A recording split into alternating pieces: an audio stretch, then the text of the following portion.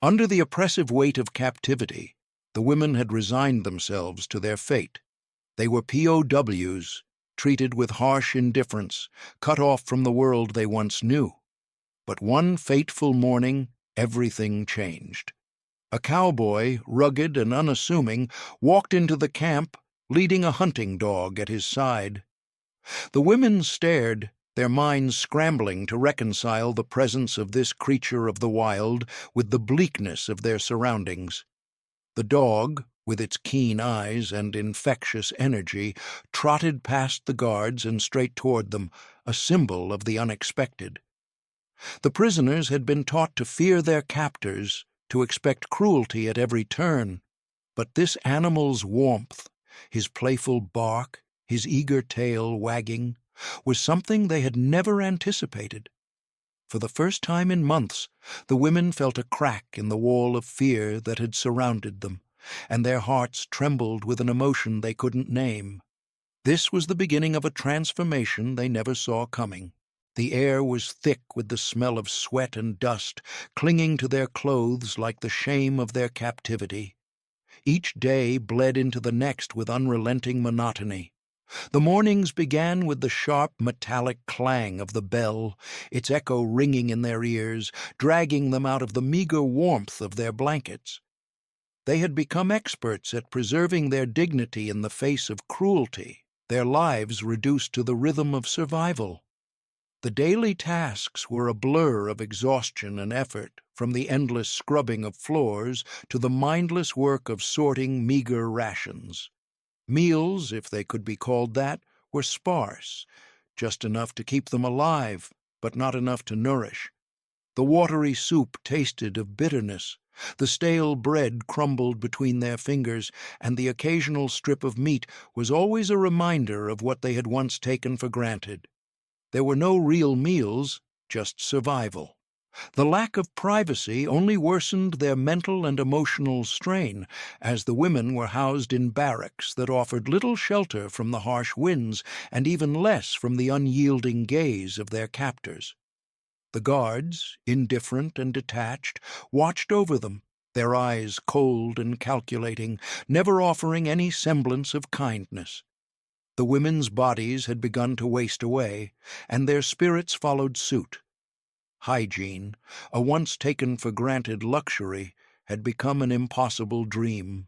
Water was rationed, and even the most basic need for cleanliness was denied. They had grown accustomed to the grime that clung to their skin, the lice that took root in their hair, and the foul stench that filled the barracks. There were no mirrors, no soap, only the feeling of filth pressing down on them, a constant reminder of their imprisonment. The women spoke little about the discomforts they suffered, but it was felt in every movement, in every whispered conversation. They had long stopped wondering if things might improve, choosing instead to focus on the present, on the small tasks that helped them pass the time. But even those moments of distraction did little to quell the growing anxiety in their hearts. They had come to believe that this was their life now, this camp, this constant struggle, this grinding existence that stretched out endlessly before them. In the midst of this struggle, the women found a surprising source of solace in one another. The bonds that had formed between them were born of shared suffering, of the long, painful days spent in the shadow of captivity. They had become a family of sorts, united not by blood, but by the hardship they endured together. These bonds ran deep, forged in the fires of fear and uncertainty.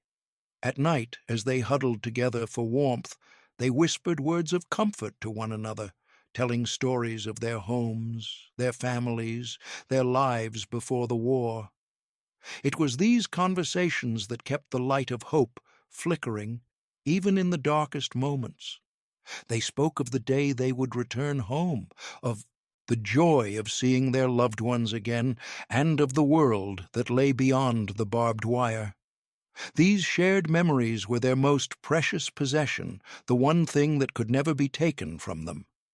But despite their solidarity, the fear of their captors never fully left.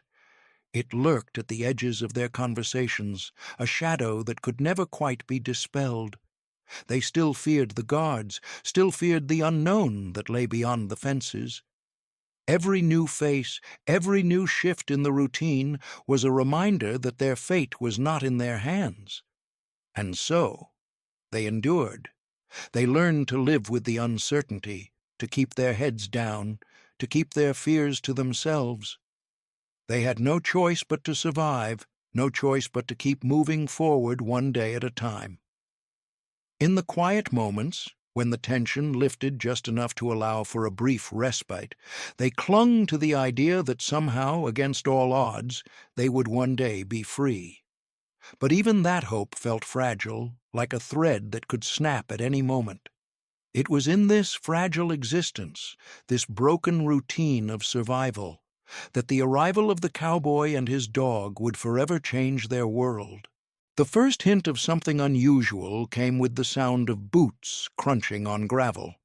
It wasn't the usual march of the guards, but a different kind of step, softer, slower, and yet determined. The women's eyes turned instinctively toward the noise, but it wasn't until they saw the figure approaching that they truly took notice. A man, tall and weathered, walked with a certain ease, his gait steady, his body language unbothered by the harsh environment around him. His face, marked by the sun and hard work, was framed by a wide-brimmed hat that cast a shadow over his sharp eyes. A cowboy. But why was he here?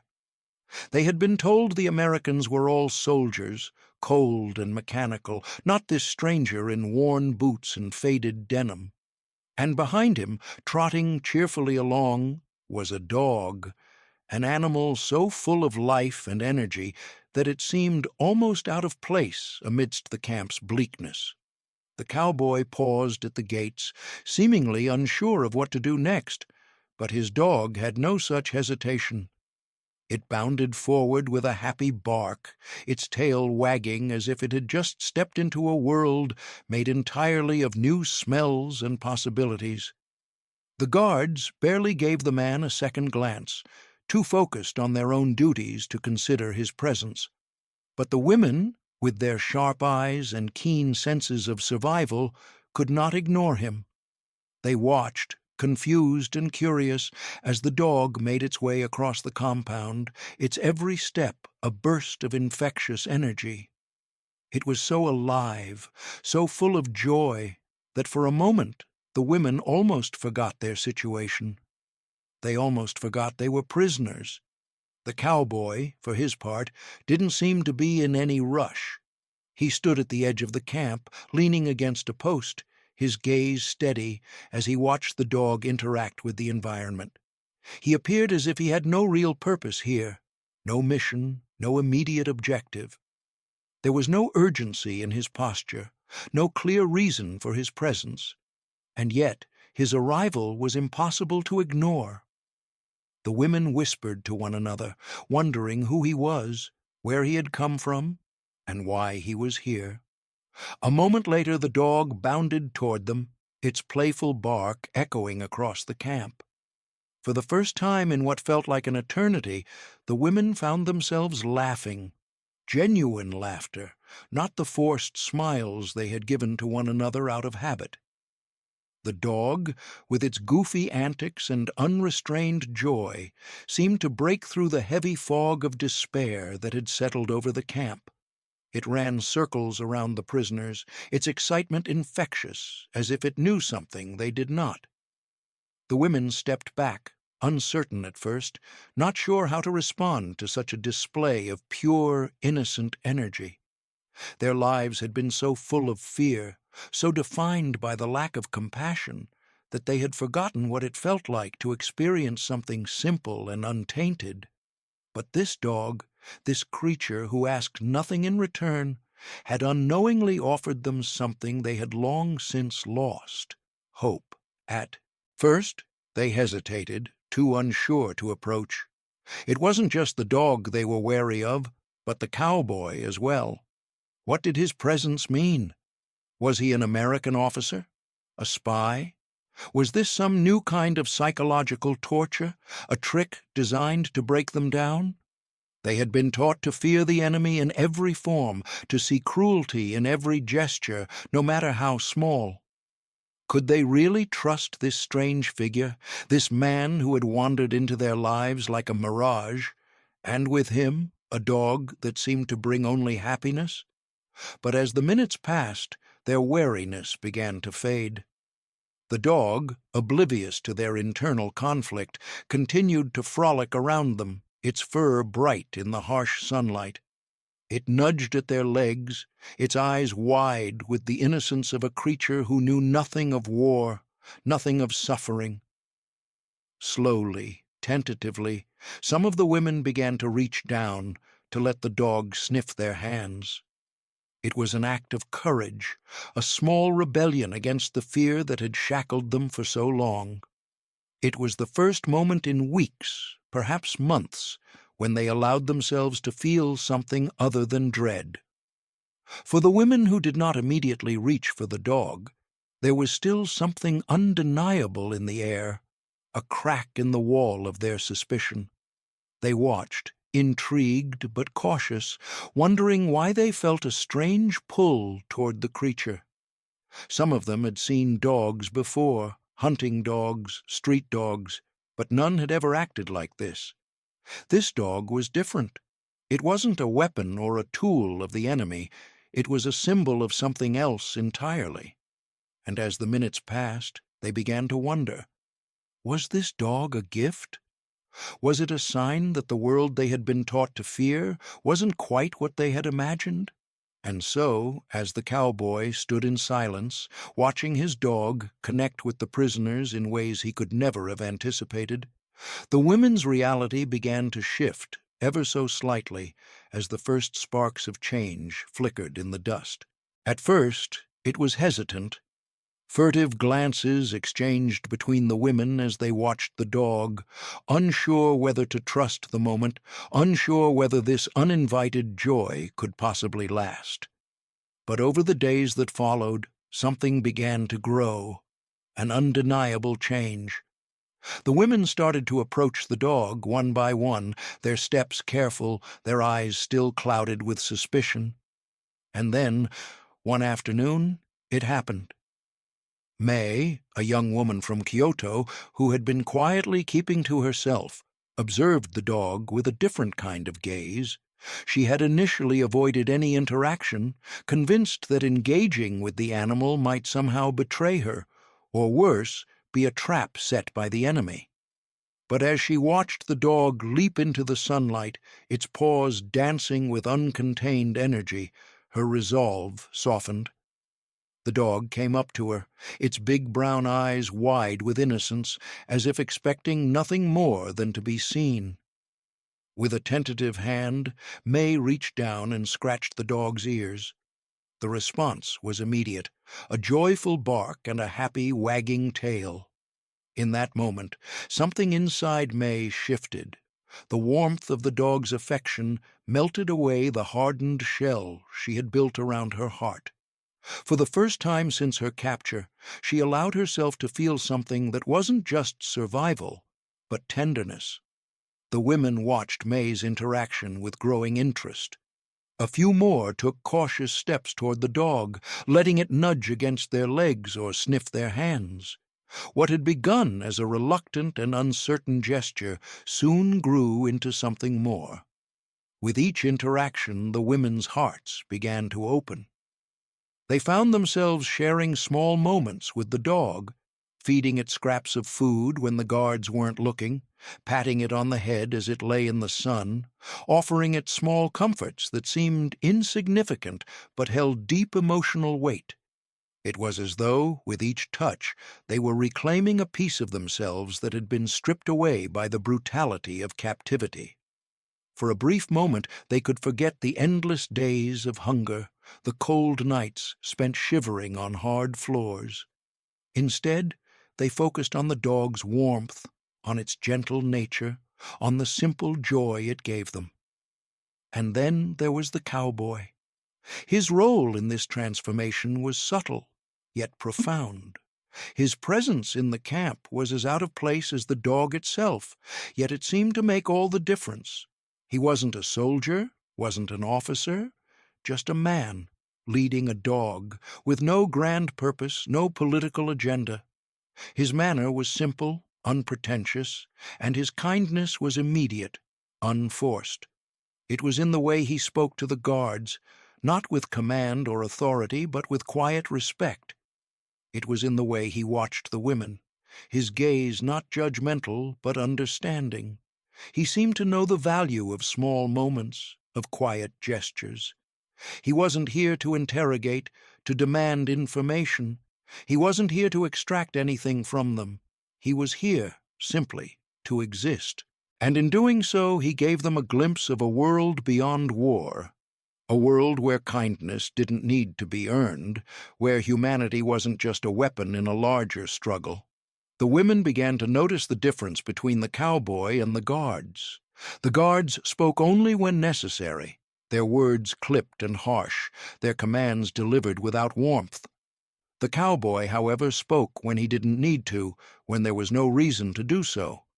He would pause during his walks with the dog to exchange a few words with the women, asking how they were, offering a friendly smile. It wasn't much, but to the women who had been starved for human connection, it meant everything. His presence made the guards seem even colder, more distant in comparison. Where the guards were rigid, the cowboy was fluid, his interactions casual, almost as if the war itself didn't define his every moment. And in this small rebellion, the women found hope. They began to question everything they had been told about their captors, about the world beyond the barbed wire. Could it be that there was more to this war than they had been led to believe? Could the enemy be human? Yet, as the days passed and their bond with the dog deepened, so too did the internal conflict that had begun to stir within each of them. It was a feeling that the women couldn't easily put into words, a discomfort that settled in the pit of their stomachs. Could they trust it? Could they trust themselves? The dog, with its unguarded affection, had become a beacon of hope in the midst of their misery. But that very hope was dangerous. It made them question everything they had been taught. They had been raised to believe in sacrifice, in loyalty to their country, in loyalty to their emperor. They had been told that to surrender was the greatest shame a person could endure. And yet, here they were, finding comfort in the very enemy they had been taught to hate. Could they trust this connection, or was it a trap, a psychological game meant to break them further? Was their growing affection for the dog just another illusion? Another trick of captivity designed to rob them of their resolve? Some of the women struggled with the idea that they might be letting down their families, their comrades, by allowing themselves to feel anything other than disdain for their captors.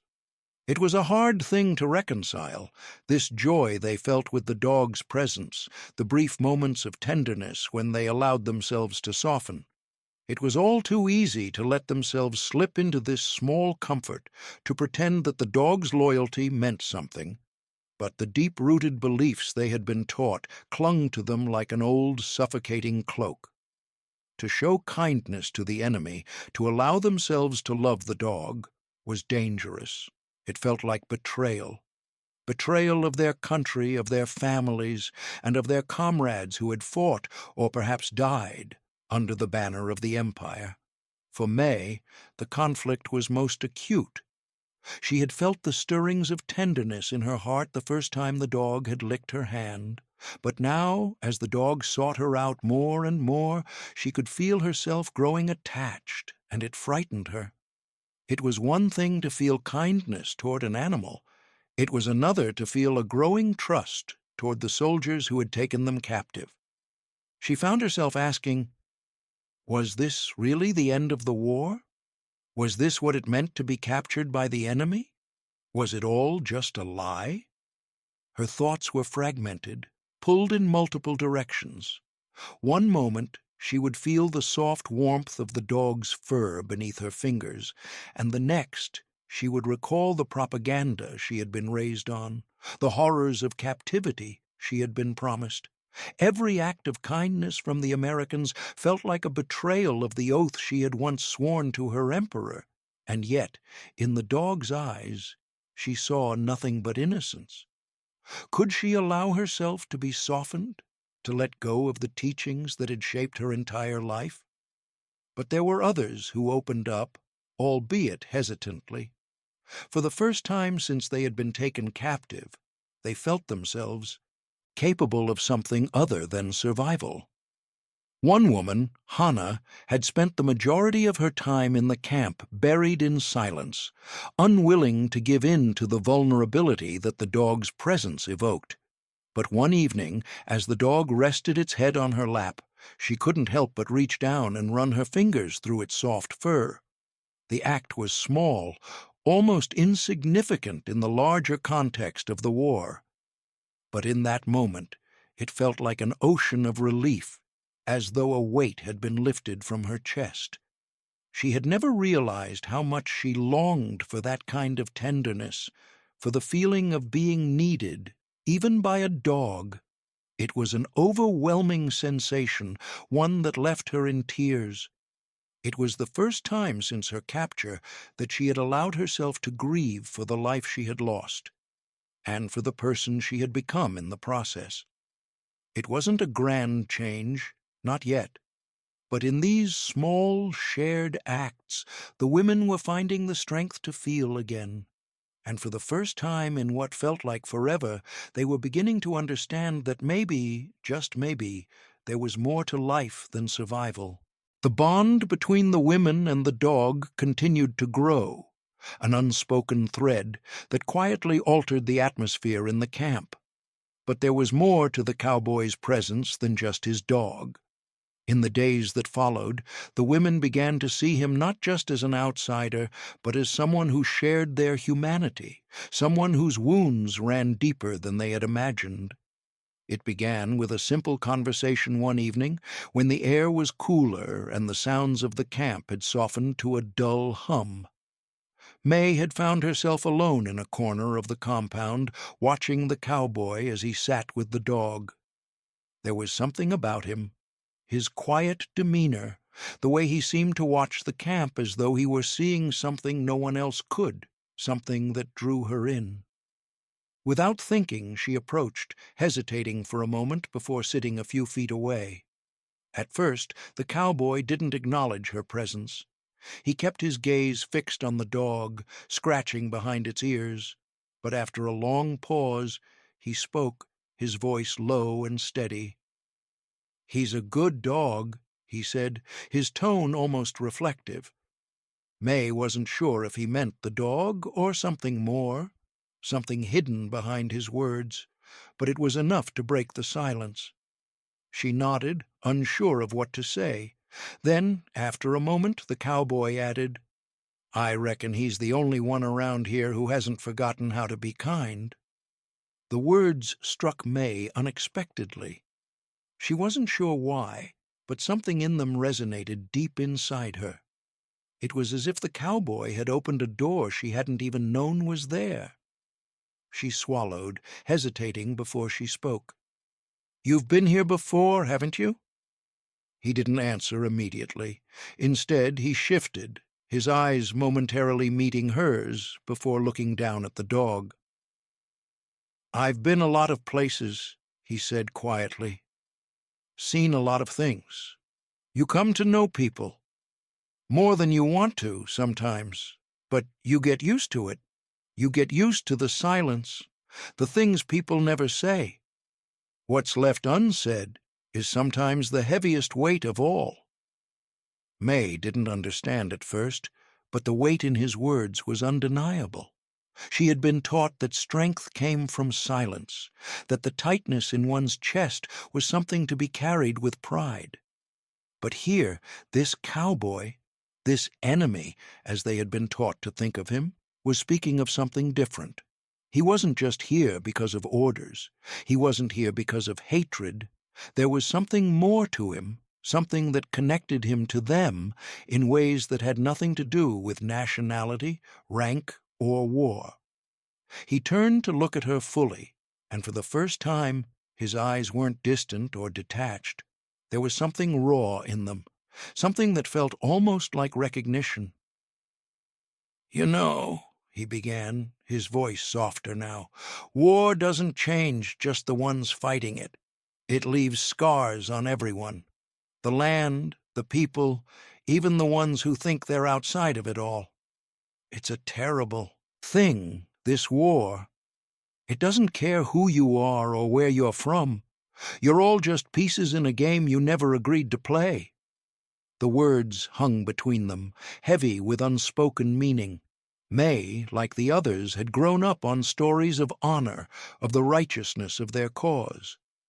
To hear this man speak of war in such a way, not as something glorious or heroic, but as something that crushed everyone it touched, was jarring. It made her question everything she had been taught. "Do you think it's right?" she asked quietly, the question slipping out before she could stop it. She was surprised by her own boldness. "What's happened here to us?" The cowboy didn't answer right away. He glanced at the dog, who was now lying at his feet, its tail thumping lazily on the ground. "I think," he said after a moment, "that we've all lost something. I've lost more than I ever wanted to. I can't pretend to understand what you've been through, but I can tell you one thing. You're not just prisoners. You're people. And people, they don't deserve to be forgotten." His words cut through the thick air of the camp. It wasn't just about the dog anymore. It wasn't just about the brief moments of kindness he had shown. The cowboy was speaking directly to their pain, to the heart of their suffering, and in doing so, he was bridging the divide between them. For the first time, the women began to see him not as an enemy, not as a captor, but as someone who had been broken by the same war that had torn them apart. He was a casualty of this global tragedy, just as they were. For the first time since their capture, the women allowed themselves to feel a quiet sense of connection to the world beyond the barbed wire. They weren't just survivors of war. They were human beings, and the cowboy, this unlikely ally, had reminded them of that simple but powerful truth. The days following the cowboy's revelation seemed to carry a different weight. It wasn't just the presence of the dog anymore. It was the realization that they had been wrong, that their whole perception of the enemy, of the world they were forced into, was a lie. The dog's playful antics continued to offer small moments of joy, but it was the cowboy's quiet compassion that truly began to disrupt their expectations. He didn't treat them as prisoners, as enemies to be conquered. He treated them as people, as individuals who had suffered just as much as he had. And in this, a shift began, a shift that would unravel the beliefs they had held for so long. At first, the change was subtle. One of the women, Yuki, had spent most of her time avoiding the cowboy, convinced that any interaction with him was a betrayal of everything she had been taught. But after the cowboy spoke of his own losses, of the emotional toll the war had taken on him, Yuki found herself thinking differently. She watched him with the dog, saw how tenderly he cared for the animal, and felt a quiet stirring inside her, a sense of recognition. He wasn't just a soldier, a faceless enemy. He was someone who had lived through the same kind of pain, the same kind of devastation that she and the other women had. They were not so different, after all. In the days that followed, the women's demeanor began to change. No longer were they silent, closed off, and distrustful. The weight of their emotional walls began to loosen, and in its place came something new: curiosity, vulnerability, and even moments of joy. They began to open up to one another, sharing their fears, their memories of home, and even their small victories. They laughed together when the dog made a mischief of itself, chasing its tail or rolling in the dirt. The laughter was tentative at first, hesitant as though they weren't sure if it was allowed, but soon it became natural, part of the rhythm of their days. The camp, once a place of despair, slowly began to take on a new energy, a new humanity. The most profound shift, however, was in the women's understanding of their situation. No longer did they see themselves solely as prisoners of war, locked away and forgotten. They began to see themselves as survivors, as individuals who still had the ability to choose how they reacted to their circumstances. The ideological conditioning that had been drilled into them since childhood began to lose its grip. They no longer believed that surrender was dishonor, or that their worth was measured by their ability to endure suffering. Slowly, they started to reclaim their dignity, not through resistance or defiance, but through the simple act of survival. They cared for the dog, shared their stories, and found strength in each other. And in this, they found a new sense of self-worth. And it all started with the dog. The small, unexpected joy it brought to their lives had slowly, gently unraveled the chains they had carried for so long. It had forced them to reconsider everything they had been told, to see their captors, their fellow prisoners, and even themselves in a new light. It was a quiet revolution, one that unfolded in the silence between their words, in the moments of tenderness shared with the dog, and in the quiet courage it took to allow themselves to feel again. The camp, once a symbol of suffering, had become a place of quiet strength, a place where survival meant more than just living. It meant reclaiming what had been lost. But as the women began to embrace this newfound sense of normalcy, their fragile peace was shattered by a single, unexpected event. It started with a whisper that traveled through the barracks, soft at first, then growing louder, like the rumble of distant thunder. The dog was gone. The cowboy had left the camp for a few days, and when he returned, the dog was nowhere to be seen. The women, who had grown so attached to the animal, felt a sharp pang in their chests. The warmth it had brought to their lives, the joy of its playful presence, was suddenly absent. It was as though a piece of their fragile world had been ripped away. The news came like a cold wind, and with it came fear, the kind of fear that gnawed at the edges of their minds. What had happened to the dog? Had something happened to the cowboy? Had he been taken away, or worse, punished for the comfort he had given them? The answers they feared were too horrible to contemplate. The dog, their constant companion, had been a symbol of hope, a light in the dark. Without it, the women were left adrift, uncertain and vulnerable. They had grown so used to the presence of the dog that its absence felt like a gaping hole in their lives. But the threat to the dog's safety was more than just the loss of a pet. It was a test of everything they had come to believe about their situation, about their captors, and about themselves. It wasn't long before the women learned the truth. The dog had been taken. The guards had seized it, citing an order to remove any pets that had been kept by the prisoners. The reasons were vague, but it was clear that the dog had become a casualty of the camp's rigid rules. The women could not understand why the dog, who had done nothing but offer comfort, should be treated this way. It was a simple thing. An animal, one of the few sources of joy they had left in their bleak world, and yet, in the eyes of their captors, it was nothing more than a nuisance, a reminder of a kindness they could not afford. The news left the women in turmoil. What should they do? The choice before them felt impossible. Some of the women, who had become attached to the dog in ways they could hardly explain, wanted to take action.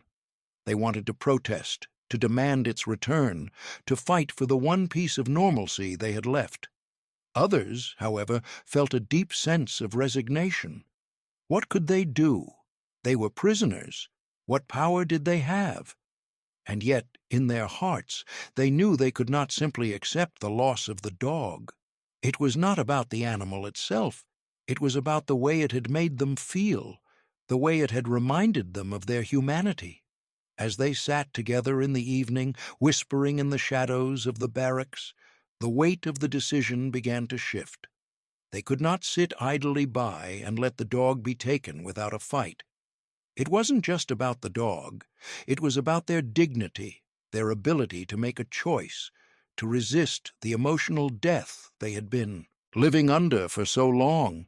They had allowed themselves to feel again, allowed themselves to connect with something, and they were not willing to let that go without a fight. The women began to make plans. They would stand together, united in their purpose. They would not let the dog be taken without doing everything they could to save it. What began as a quiet conversation soon turned into a plan of action. They knew the risk. Perhaps the consequences would be severe, but it was a risk they were willing to take. For the first time in the camp, the women moved from passive acceptance to active resistance. They would not let fear or resignation define them any longer. The threat to the dog forced them to confront their own fears, but it also brought them together in a way that nothing else had. It reminded them of their shared humanity, of the strength that still lived inside them, even in the darkest of circumstances. They were no longer just passive victims of war. They were women who had the power to choose, to act, and to fight for what they believed in. And with that, a new chapter of their captivity began. A chapter where their voices would not be silenced, where their bonds of solidarity would become their greatest weapon. The day the dog was taken, the camp seemed to hold its breath. The women, as they had done so many times before, watched the guards move through the barracks, their boots heavy against the ground, their eyes scanning for any sign of rebellion. But this time, there was something different in the air. The women had made their decision. They could no longer stand by, silent and helpless. They would not let the dog be taken without a fight. It was more than just an animal now. It was a symbol of everything they had fought to reclaim. Their hope, their dignity, their right to feel something beyond fear. If they let the dog go, they let go of the last shred of normalcy they had. The plan was simple. They would stand together. One by one they would take action, blocking the guards, creating a human wall around the dog. They had no illusions that it would be easy. They knew the consequences could be severe, that the guards would not hesitate to punish them, perhaps even kill them. But they also knew that this small act of defiance was the only way to assert their humanity, to show the world that they were not just prisoners. They were still women, still capable of love and resistance. As the first guard approached, the women moved into position. They stood together, their backs straight, their eyes fixed on the dog, who was sitting quietly in the center of the group. It was almost as if the dog knew what was happening, sensing the gravity of the moment. The guards paused, looking at the women, unsure of what to do. This was not the usual submission they were accustomed to. This was not the fearful, broken group of prisoners they had seen day after day. This was something else. This was power. The tension in the air was palpable. For a moment, nothing moved. It was as if time had slowed, each second stretching out into infinity. Then, as if on cue, one of the women, Hannah, stepped forward. Her voice was steady, but her hands trembled. "We won't let you take him," she said, her words cutting through the silence like a knife. The guard, taken aback, hesitated, his eyes darting to his fellow soldiers. But the women didn't move. They stood their ground, their hearts pounding, their resolve hardening with each passing moment. It was then that the first crack in the power dynamic appeared. The guards, usually so sure of their control, faltered. They had never faced this kind of resistance before, not from prisoners who had been beaten down for so long. The women, once passive and afraid, had now become active agents in their own fate. They were no longer just captives, they were fighters. The guards, still unsure of how to respond, exchanged nervous glances. It was clear they had not expected such a reaction, and for a brief moment they hesitated. But the moment was fleeting. With a sharp command, one of the guards stepped forward, raising his rifle. "Move aside!" he barked. But the women didn't flinch. They stood their ground, their eyes fixed on him, unwavering. In that moment, the power dynamics in the camp began to shift. What had been an oppressive, one-sided relationship between captor and captive was now called into question. The women, through their bravery, had shown that they were not broken, not defeated. They had found their voices, and they were not going to be silenced. The dog, once a simple creature of comfort, had become the catalyst for their transformation. The standoff didn't last long. Eventually, the guards, unsure of how to deal with the unexpected resistance, backed off. They left, muttering curses under their breath. But they left. The women, hearts pounding, stood in the aftermath of their victory. They had done it. They had stood up for the dog and for themselves. In the days that followed, the camp was different. The women walked with a new sense of purpose, their shoulders straighter, their heads held higher. They were no longer just surviving. They were living, and they were fighting. This moment of resistance, this act of defiance, had sparked something deep within them. They had learned that they could still change their own fate, that they were still capable of fighting for what they believed in, even in the darkest of times. If you're feeling the transformation in this story, like the video and leave a comment below telling us where you're watching from. We'd love to hear your thoughts on this unexpected journey. The first real sign of their transformation came when the dog returned. It wasn't a grand gesture, nor a victorious march. It wasn't even a heroic rescue. The dog appeared one morning, slipping through the gates quietly, its tail wagging, its eyes full of life. There was no fanfare, no dramatic reunion, but for the women, it was everything. The moment they saw the dog, their hearts swelled with an emotion they hadn't realized they had been missing. Relief. It was like breathing air after being submerged under water for far too long. The dog was back, not as a symbol of their suffering, but as a symbol of their victory.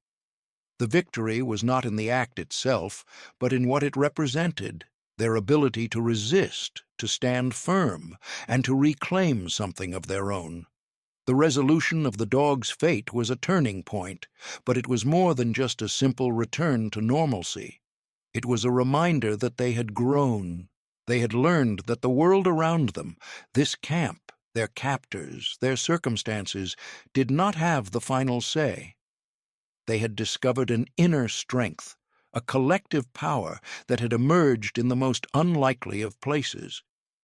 The return of the dog was a sign that they were no longer merely victims of the war. They had reclaimed a piece of their humanity, a piece of themselves they thought they had lost forever. As they sat together in the evening, the women reflected on the journey they had gone through.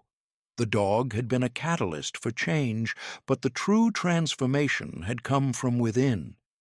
They weren't the same women who had stepped off the train months ago, uncertain and broken. They had been through trials that had tested their endurance, their loyalty, and their sense of self. Yet, through it all, they had found strength in each other, and in the small, quiet moments of tenderness they had shared with the dog. It was in those moments that they had found a flicker of hope, something worth holding on to. Their perceptions of themselves had changed. They no longer saw themselves as mere prisoners awaiting liberation or death. They had become women who had survived, who had fought for something greater than survival itself, dignity, compassion, and the ability to feel joy, even in the most dire of circumstances. They had learned that no matter how far they had fallen, they could rise again. They had rediscovered what it meant to be human, to be more than the sum of their suffering. And it wasn't just the women who had changed. Their captors had seen it too. The guards, who had once treated them with cold indifference, now regarded them with something else: respect, perhaps even a measure of awe. The walls of hostility had begun to crumble, not because of anything the women had done, but because they had shown the world something the guards could not ignore. They had shown the world that even in captivity, they could be free. The emotional aftermath of the dog's return was profound. It wasn't just about the animal or even the act of standing up to the guards. It was about what it meant to them, to the women who had faced the darkest moments of their lives and come out stronger. They had been pushed to the brink of despair, but in the face of adversity they had found each other, and in each other they had found something worth fighting for. They had learned that survival wasn't just about enduring, it was about fighting for what mattered, no matter how small or seemingly insignificant it might seem. The dog, with its simple, unwavering loyalty, had become a symbol of that hope. It wasn't just about the animal's return, it was about what that return represented: the resilience of the human spirit, the ability to find light even in the darkest of places. And as they looked around at each other, the women realized that they had changed, not because of the war, but in spite of it. They were no longer simply captives. They were women who had found their strength, their voice, and, most importantly, their humanity once again. The transformation that had started with a simple bond between a group of women and an unlikely companion, the dog, had now blossomed into something more profound. The emotional growth they had undergone was undeniable. They were no longer the broken, fearful women who had first stepped off that train months ago. They had become something else: stronger, braver, more connected to each other and to their own sense of dignity. It was a change that had been forged through hardship, through suffering, but also through moments of unexpected kindness, like the presence of the cowboy and his dog. They had seen the humanity of their captors, and in doing so had redefined their understanding of what it meant to be human. They had learned that even in captivity there could be strength, there could be kindness, there could be love. As they gathered together one evening, the women reflected on how far they had come. The hopelessness they had once felt, the despair that had threatened to consume them, now seemed distant, like a bad dream they had left behind. They remembered the cold nights, the days of endless labor, the uncertainty of their future. They remembered how they had clung to the belief that they were nothing more than victims of war. But now, as they looked at each other, there was a new understanding between them, a recognition that they had been through something extraordinary. They had not just survived, they had lived. And in doing so, they had found a way to hold on to their humanity, to their dignity, despite everything that had been taken from them. And so, as the days passed, life in the camp took on a new rhythm. The women no longer waited for the war to end, no longer held on to the hope that one day they would be liberated. They had found something more powerful than that: the understanding that they were capable of creating their own freedom, even in the midst of captivity. They had learned that survival was not just about physical endurance, but about emotional resilience.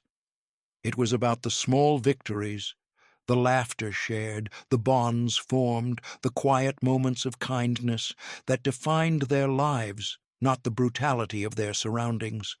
The camp, once a place of darkness and fear, had become a place where they could reclaim a sense of purpose, a place where they could find peace within themselves. As they stood together in the evenings, watching the sun set behind the barbed wire, they understood something that had eluded them for so long.